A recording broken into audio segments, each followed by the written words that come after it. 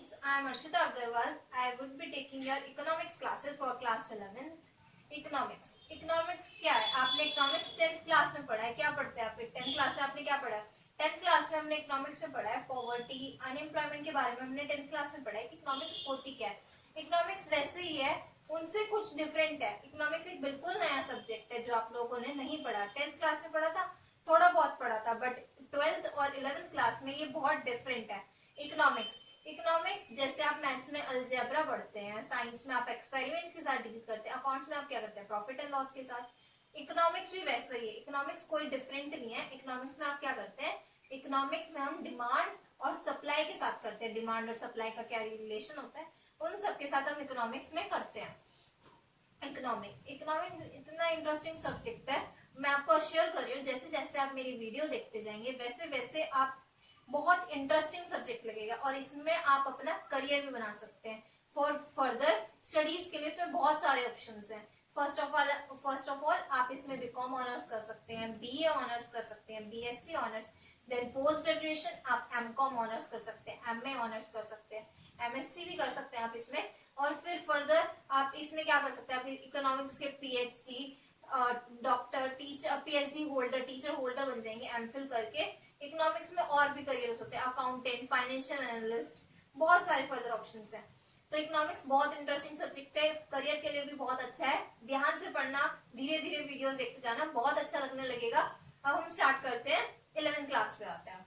11th class में economics की 2 books हैं. First micro economics, then statistics. पहले हम स्टार्ट करेंगे माइक्रो इकोनॉमिक्स में. इसमें हम बताएंगे माइक्रो इकोनॉमिक्स में क्या क्या आता है, माइक्रो इकोनॉमिक्स किस किस से डील करती है, कौन कौन से क्या क्या आता है इसमें, वो सब हम माइक्रो इकोनॉमिक्स की बुक में पढ़ेंगे. हमारा फिलहाल फर्स्ट चैप्टर है माइक्रो इकोनॉमिक्स का इंट्रोडक्शन. इंट्रोडक्शन मतलब हम माइक्रो इकोनॉमिक्स के बारे में कि माइक्रो इकोनॉमिक्स क्या होती है वो हम फर्स्ट चैप्टर में पढ़ेंगे, इंट्रोडक्शन. सबसे पहले इसका आता है वर्ड इकोनॉमी. फर्स्ट टॉपिक है इंट्रोडक्शन चैप्टर का इकोनॉमी.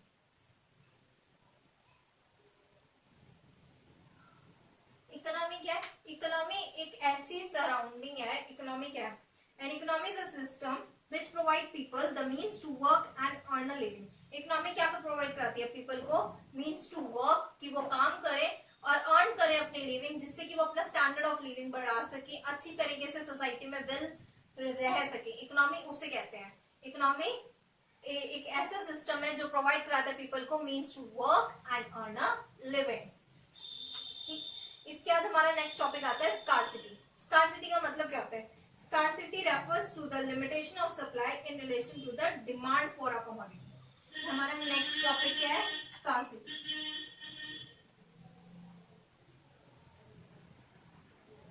Scarcity का मतलब क्या होता है? कमी. जब हमारे पास डिमांड बहुत ज्यादा होती है बट सप्लाई कम हो जाती है. फॉर एग्जाम्पल आप इसमें एग्जाम्पल ले सकते हो, जैसे पेट्रोल है. पेट्रोल की डिमांड इतनी ज्यादा है सोसाइटी में, पेट्रोल हर चीज में यूज होता है, इंजन्स में, मशीन्स में, व्हीकल्स में, हर चीज में पेट्रोल यूज होता है. उधर अदरवाइज उसकी सप्लाई बहुत कम है क्योंकि हमारे पास पेट्रोल बहुत लिमिटेड है. तो उसके वो क्या हो गया? Limitation of supply in relation to demand for a commodity. ये दोनों एक दूसरे पे डिपेंड करते हैं. हमारे पास डिमांड जितनी होगी उतनी हम सप्लाई करेंगे.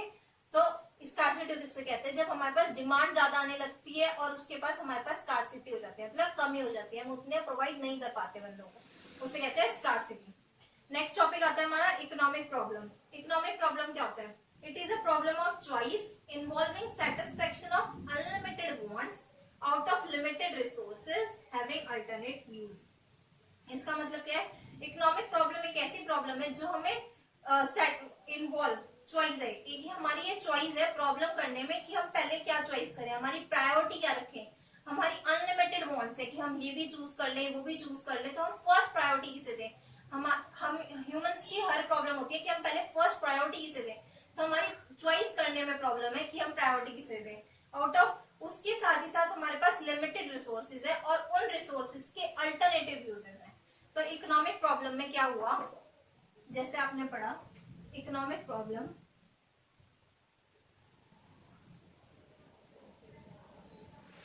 इकोनॉमिक प्रॉब्लम की 3 मेजर प्रॉब्लम है. ठीक है. फर्स्ट प्रॉब्लम आती है स्कार्सिटी ऑफ रिसोर्सेज. हमारी फर्स्ट प्रॉब्लम क्या है? Scarcity of resources. मतलब हमारे पास रिसोर्सेज की कमी है। रिसोर्सेज क्या क्या होती हैं? लैंड, लेबर, कैपिटल, एक्सेट्रा, ये सब हमारी रिसोर्सेज होती है। तो हमारे पास इन रिसोर्सेज की कमी है, मतलब स्कार्सिटी है हमारे पास रिसोर्सेज की। हमारी फर्स्ट प्रॉब्लम क्या है इकोनॉमिक की? फर्स्ट प्रॉब्लम है स्कार्सिटी ऑफ रिसोर्सेज, मतलब रिसोर्सेज की कमी है। लैंड, लेबर या कैपिटल, ये बहुत सारी और कोई रिसोर्सेज की हमारे पास कमी है। नेक्स्ट हमारी प्रॉब्लम क्या है? Unlimited wants. अनलिमिटेड वांट्स मतलब हमारी बहुत सारी वांट्स है, अनलिमिटेड वांट्स है। ह्यूमन बीइंग एज यूजुअल, जैसे ह्यूमन बीइंग का नेचर होता है, हम सब चाहते हैं हम ये भी ले लें, ये भी ले लें। हमारी वांट्स इतनी सारी, हम कभी भी सेटिस्फाई नहीं होते, ये ह्यूमन बीइंग का नेचर है। तो हमारी वांट्स बहुत ज्यादा होती है, वहीं अदरवाइज हमारे पास रिसोर्सेज की स्कार्सिटी होती है। थर्ड प्रॉब्लम क्या आती है? Alternative uses.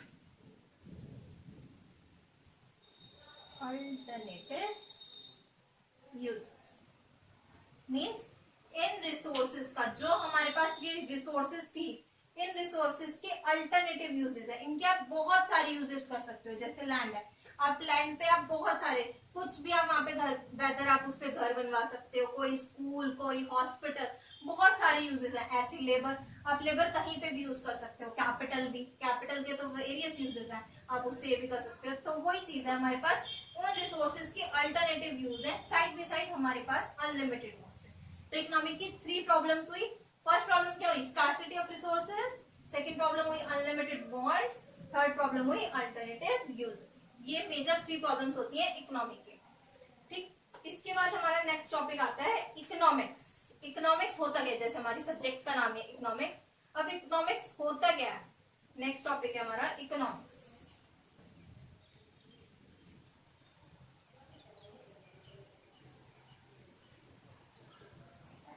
Economics, economics is a social science which studies the way a society chooses. Economics एक सोशल साइंस है जो क्या करती है? स्टडी करती है सोसाइटी के बारे में। क्या चूज करने में?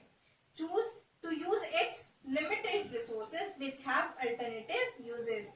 कि हमारे जो लिमिटेड रिसोर्सेज हैं उनके बहुत सारे अल्टरनेटिव यूजेस हैं, उन्हें चूज करती है सोसाइटी, मतलब इकोनॉमिक्स हमें हेल्प करवाती है चूज करने में, to produce goods and services and to distribute them among different group of people. हमें इकोनॉमिक्स, इससे क्या समझ में आपको कि ये क्या है? इकोनॉमिक्स हमें क्या हेल्प करती है? सोसाइटी को हेल्प करती है चूज करने में लिमिटेड रिसोर्सेज, जो क्या है? जो लिमिटेड रिसोर्सेज के क्या है? अल्टरनेटिव यूजेस है। To produce goods and services, उन रिसोर्सेज से हम क्या प्रोड्यूस कर सकते हैं? Goods and services, goods and services, और उन्हें हम डिस्ट्रीब्यूट कर सकते हैं different group of people. Different group of people मतलब क्या हुआ? हर जो सोसाइटी का डिफरेंट ग्रुप्स है हमारे, weaker section, rich section, middle section, in section में जो प्रोवाइड करती है, डिस्ट्रीब्यूट करती है, उसको जो हेल्प करती है उस प्रॉब्लम को क्लैरिफाई करने में, उसे क्या कहते हैं? इकोनॉमिक्स। ठीक, इकोनॉमिक्स की डेफिनेशन समझ में आई। अब नेक्स्ट टॉपिक है हमारा माइक्रो और मैक्रो इकोनॉमिक्स। क्या होता है आपको पता होगा? माइक्रो इकोनॉमिक्स, जैसे हमारी बुक का नाम है माइक्रो इकोनॉमिक्स। माइक्रो इकोनॉमिक्स होता क्या है? और मैक्रो इकोनॉमिक्स दोनों सेम है। मैक्रो इकोनॉमिक्स आप 12th क्लास में पढ़ेंगे और माइक्रो इकोनॉमिक्स आप 11th क्लास में पढ़ेंगे। सबसे पहले हम पढ़ते हैं माइक्रो इकोनॉमिक्स।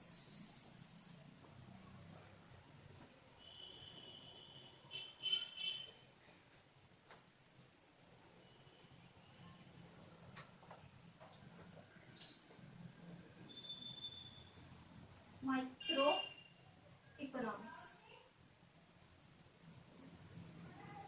और नेक्स्ट है मैक्रो इकोनॉमिक्स।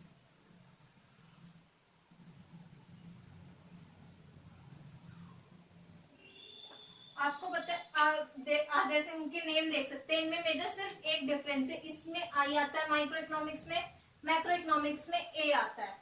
तो इन दोनों से ही अल्फाबेट से आपकी इसकी डेफिनेशन ही क्लियर हो जाएगी कि माइक्रो इकोनॉमिक्स किसे कहते हैं और मैक्रो इकोनॉमिक्स किसे कहते हैं।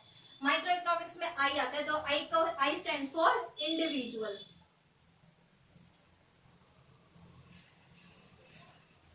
और मैक्रो इकोनॉमिक्स में ए स्टैंड फॉर एग्रीगेट।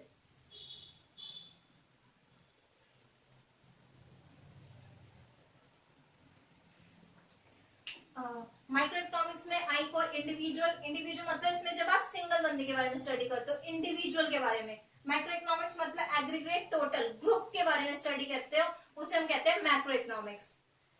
ये आपको इसके नेम से क्लियर हो गया, माइक्रो इकोनॉमिक्स इसे कहते हैं, मैक्रो इकोनॉमिक्स किसे कहते हैं। अब इसकी हम अभी जो इनके बीच में मेजर डिफरेंसेस है वो पढ़ते हैं, माइक्रो इकोनॉमिक्स और मैक्रो इकोनॉमिक्स में क्या क्या डिफरेंसेस आते हैं। सबसे पहले आपको मीनिंग से क्लियर हो गया, माइक्रो इकोनॉमिक्स डील करता है इंडिविजुअल यूनिट के बारे में और मैक्रो इकोनॉमिक्स डील करता है एग्रीगेट ग्रुप ऑफ पीपल या ग्रुप मतलब aggregate total number of people या फिर ग्रुप ऑफ पीपल के बारे में स्टडी करता है मैक्रो इकोनॉमिक्स, और ये इंडिविजुअल सिंगल बंदे के बारे में स्टडी करता है। टूल्स, इसमें आप मेजर क्या क्या पढ़ेंगे, डिमांड एंड सप्लाई,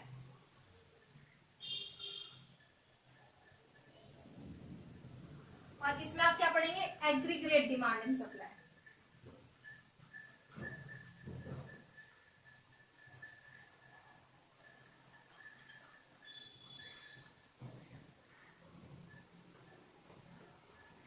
मतलब क्या हुआ, इसके मेजर टूल्स क्या है माइक्रो इकोनॉमिक्स के, डिमांड एंड सप्लाई मतलब डिमांड कि कितनी डिमांड, एक इंडिविजुअल बंदा मतलब जैसे कि एक सिंगल बंदा है, मैं कितनी डिमांड करती हूँ, मैं एक दिन में मेरी कितनी डिमांड है कि मुझे ये चाहिए, तो मतलब मेरी डिमांड क्या है, एक इंडिविजुअल बंदे की क्या डिमांड है वो हम माइक्रो इकोनॉमिक्स में पढ़ेंगे।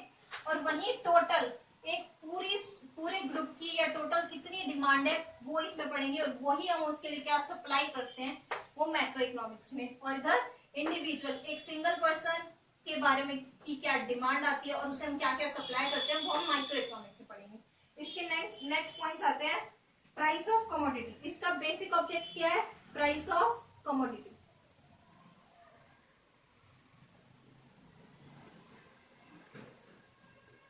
और इसका मेजर ऑब्जेक्टिव क्या है, इनकम एंड एम्प्लॉयमेंट थ्योरी।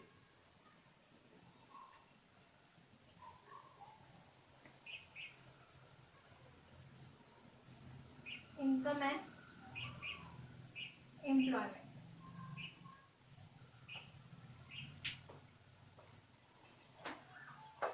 ये इसका नेक्स्ट पॉइंट है। नेक्स्ट पॉइंट है हमारा बेसिक ऑब्जेक्टिव। माइक्रो इकोनॉमिक्स का बेसिक ऑब्जेक्टिव क्या है, प्राइस ऑफ कमोडिटी। ये क्या डिटरमाइन करता है, प्राइस ऑफ कमोडिटी, कि कमोडिटी की क्या प्राइस है और किस प्राइस पे हम उसे सप्लाई करें, डिमांड आएगी उस प्राइस पे, तो ये क्या बेसिक ऑब्जेक्टिव है इसका, प्राइस ऑफ कमोडिटी।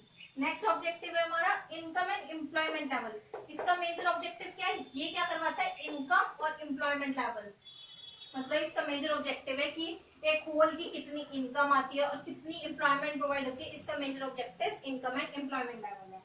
नेक्स्ट आता है हमारे पास, नेक्स्ट है हमारे पास, इसे अदर नेम क्या होते हैं इसके, प्राइस थ्योरी, और ये है इनकम थ्योरी।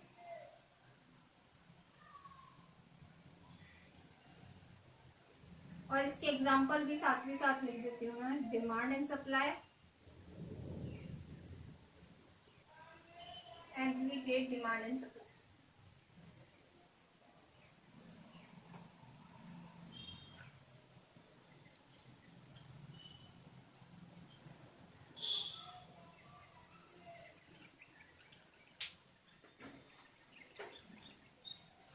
जैसे हमने इसके पॉइंट्स लिखे, ये किसके इसका अदर नेम, इसे हम किस नेम से और कहते हैं, प्राइस थ्योरी, क्योंकि इसका मेजर ऑब्जेक्टिव ही क्या है, प्राइस ऑफ कमोडिटी क्या डिटरमाइन करता है, ये प्राइस ऑफ कमोडिटी।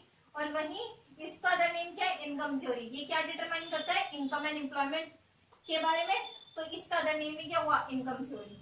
और वहीं इसके दो एग्जाम्पल्स है, डिमांड और सप्लाई, और इसका एग्जाम्पल है एग्रीगेट डिमांड एंड सप्लाई। तो माइक्रो इकोनॉमिक्स और मैक्रो इकोनॉमिक्स के बारे में क्लियर हुआ। माइक्रो मीन्स जो इंडिविजुअल के बारे में स्टडी करता है, मैक्रो इकोनॉमिक्स मीन्स जो एग्रीगेट या ग्रुप ऑफ टोटल के बारे में स्टडी करता है। अब नेक्स्ट टॉपिक आता है हमारे इस चैप्टर का, नेक्स्ट टॉपिक और इंटरेस्टिंग टॉपिक है इस चैप्टर का हमारे, सेंट्रल प्रॉब्लम्स ऑफ इकोनॉमी। अब हमारी इकोनॉमी में क्या क्या प्रॉब्लम्स आती हैं, क्या क्या मेजर प्रॉब्लम्स आती हैं, सेंट्रल प्रॉब्लम्स क्या क्या है इकोनॉमी में।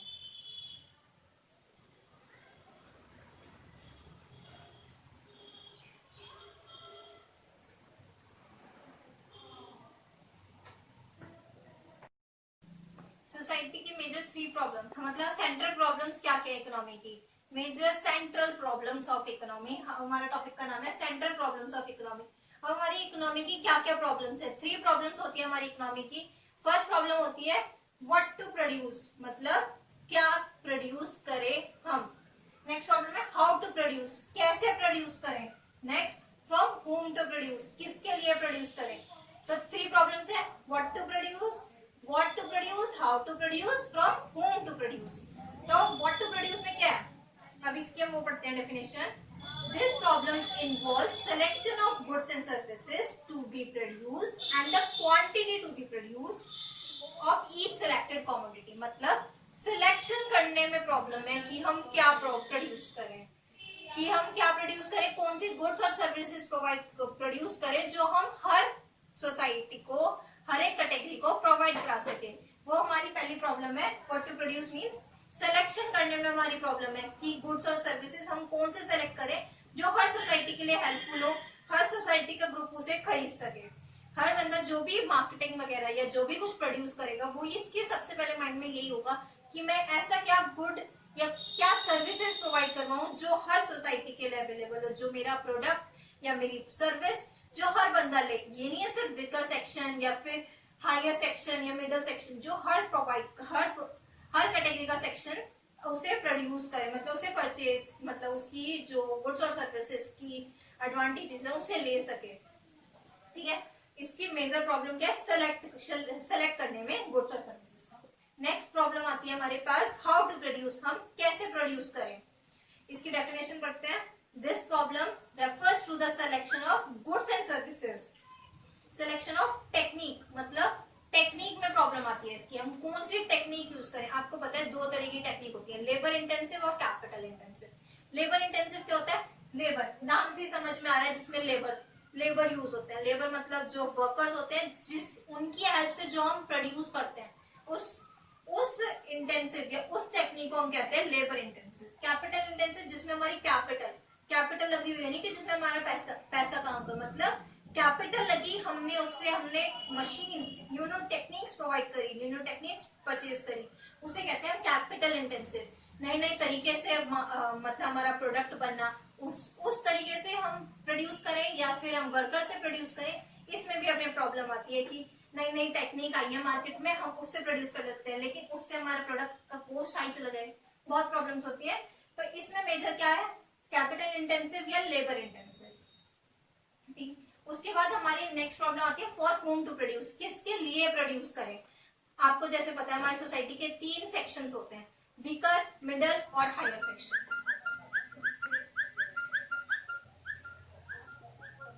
वीकर, मिडल और हायर, 3 सेक्शंस होते हैं सोसाइटी के।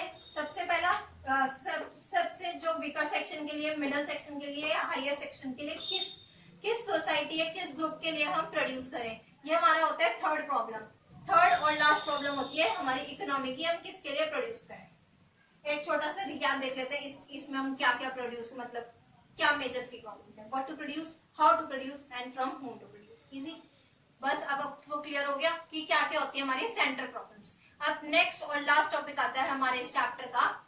इस वैसे इस चैप्टर में प्रोडक्शन पॉसिबिलिटी फॉर इंडिया का कर्व भी था वो, बट इस ईयर कट हो गया है, तो पढ़ने की कोई नीड नहीं है, क्योंकि जैसे आप सबको पता है कोरोना की वजह से कुछ सिलेबस कट हुआ है, तो इस चैप्टर का ये टॉपिक आपके सिलेबस में नहीं है, तो वह मैं पढ़ाऊंगी भी नहीं। तो अब नेक्स्ट टॉपिक है हमारा अपॉर्चुनिटी कोस्ट। अपॉर्चुनिटी कोस्ट क्या होती है।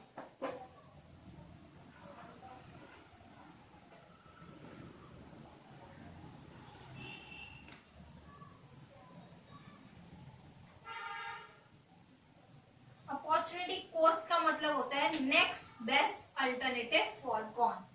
मतलब अपॉर्चुनिटी का मतलब क्या होता है, हमारे पास अपॉर्चुनिटी है कि हम ये भी ग्रैब कर लें, वो भी ग्रैब कर लें। अपॉर्चुनिटी का मतलब वो होता है। अब इसकी डेफिनेशन देखते हैं क्या है। इसकी डेफिनेशन है it is the cost the next best alternative forgone. मतलब हमारे पास जो हम काम कर रहे हैं वो नहीं, उसके बाद हमारे पास क्या अपॉर्चुनिटी है, क्या हमारे पास उसे नेक्स्ट बेस्ट अल्टरनेटिव है। इसका हम एक एग्जांपल लेते हैं। फॉर एग्जांपल एक सुरेश है, एक बंदा है, कोई सा भी नाम सुरेश है, लेट इट सुरेश है, वो भी फिलहाल जॉब करता है, वो बैंक में जॉब करता है। एक बंदा सुरेश है, एक बंदा वो भी बैंक में जॉब करता है। ठीक है, और उसके पास दो ऑप्शंस आए हैं। बैंक में उसकी कितनी सैलरी है, ये बंदा बैंक में जॉब करता है, प्रेजेंटली ये बैंक में जॉब करता है। इसकी कितनी सैलरी है इसकी मंथली, 40,000 पर मंथ इसकी सैलरी है 40,000। इसके पास नेक्स्ट टू ऑप्शंस आए हैं इस बंदे के पास, क्या क्या, एग्जीक्यूटिव,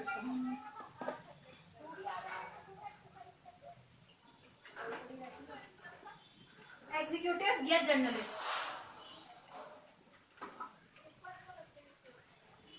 एग्जीक्यूटिव में उसे मिल रहे हैं 30,000 और जर्नलिस्ट में उसे मिल रहे हैं 20,000।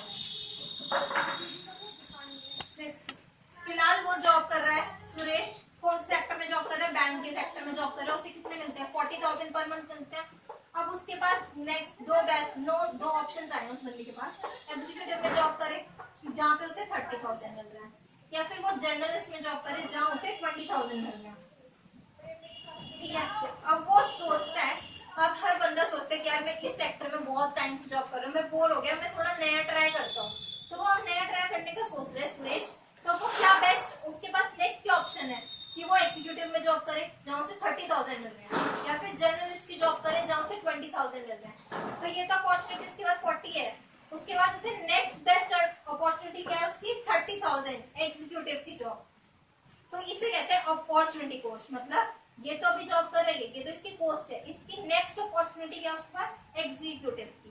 जो हम जॉब कर रहे हैं वो तो हमारी जॉब है, उसके बाद हमारे पास क्या बेटर ऑप्शन है, उसे कहते हैं अपॉर्चुनिटी कॉस्ट। इसमें सुरेश के पास अब 40,000 पे जॉब कर रहा था, इसके पास नेक्स्ट अपॉर्चुनिटी क्या है, क्या बेस्ट अपॉर्चुनिटी है उसके पास, एग्जीक्यूटिव की। वहां पे उसे कितने मिल रहा है, 30,000। तो वो क्या ग्रैब करेगा, एग्जीक्यूटिव की जॉब। तो उसे कहते हैं अपॉर्चुनिटी कॉस्ट। लास्ट एक और इसका चैप्टर का टॉपिक बचता है, उसे कहते हैं पॉजिटिव इकोनॉमिक्स और normative economics. Positive economics, normative economics.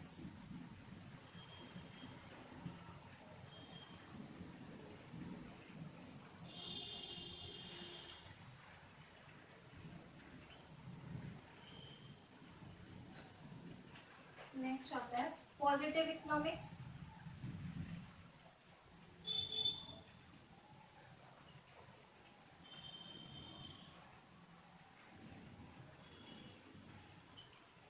और नॉन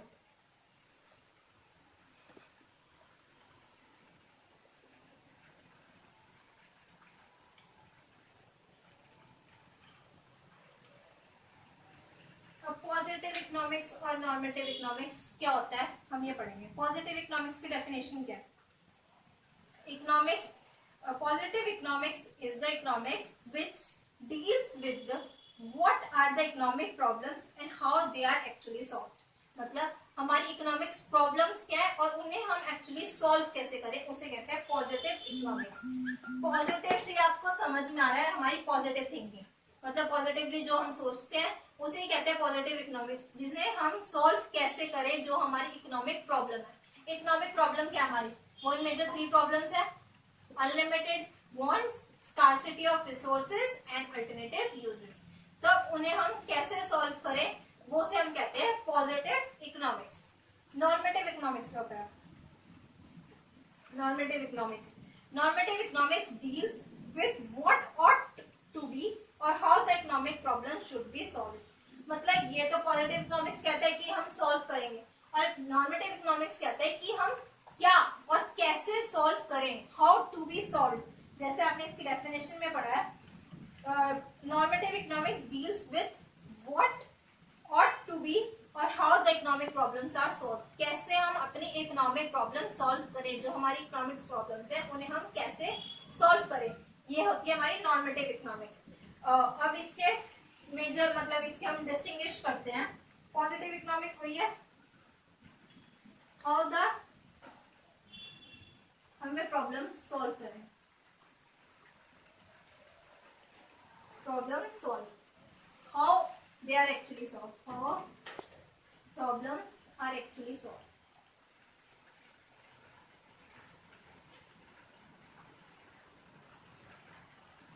ठीक है, और इसमें आता है what ought to be, what ought to B,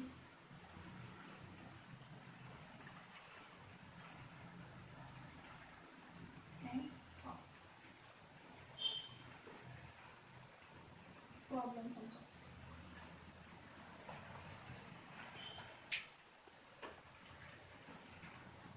positive economics का बेसिक ऑब्जेक्टिव मीनिंग क्या है कि how problems are actually solve, कि एक्चुअली में हम प्रॉब्लम्स कैसे सॉल्व करें, और इसमें क्या है व्हाट ऑट टू बी, किस तरीके से और कहां तक हम प्रॉब्लम सॉल्व करें अपने।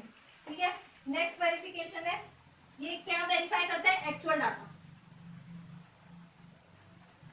ये एक्चुअल डाटा वेरीफाई करता है, और ये क्या करता है, ये वेरीफाई नहीं करता, कैन नॉट।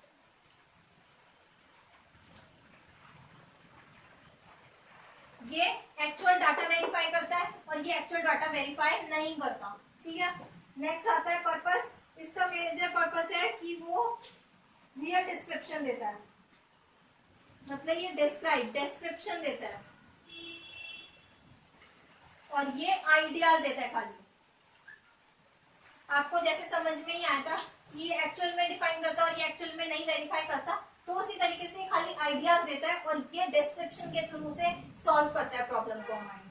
ठीक है, उसके बाद हमारे एग्जांपल्स क्या है, पॉजिटिव इकोनॉमिक्स का हमारे पास एग्जांपल है, prices in Indian economy are constant. जैसे आपको पता है हमारी कंट्री की पॉपुलेशन कितनी ज्यादा बढ़ती जा रही है ईयर बाय ईयर, तो उसके लिए हमने क्या किया, अपने प्राइस, हम अपनी कमोडिटी का प्राइस कांस्टेंट रखें या हाई रखें, ये इस तरीके से प्रॉब्लम को सॉल्व करता है। इसका एग्जांपल भी है, price in Indian economy are constantly rising, हमारे प्राइस कॉन्स्टेंटली बढ़ते जा रहे हैं क्योंकि हमारी पॉपुलेशन का ग्राफ भी बढ़ता जा रहा है, उसी तरीके से हमारे प्राइसेस भी कॉन्स्टेंटली राइज होते जा रहे हैं। और उधर ही इंडिया, और इसका क्या है, नॉर्मेटिव इकोनॉमिक्स का क्या एग्जांपल है, India should take steps to control, ये स्टेप्स लेता है कि कंट्रोल करना, इसमें तो प्राइसेस भी आपके हाई जा रहे हैं, और ये इसमें क्या करता है, इसमें ये करता है कि कंट्रोल करना, कंट्रोल स्टेप्स प्रोवाइड कराता है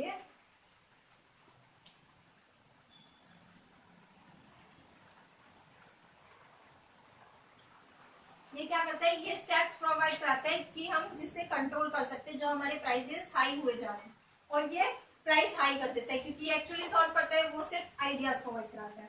ठीक है, अब उसके बाद हमारे पास हमारी इकोनॉमी में दो तरह की इकोनॉमी होती है, मार्केट इकोनॉमी और सेंट्रल प्लान्ड इकोनॉमी। इसका हम मेजर डिफरेंस पढ़ेंगे।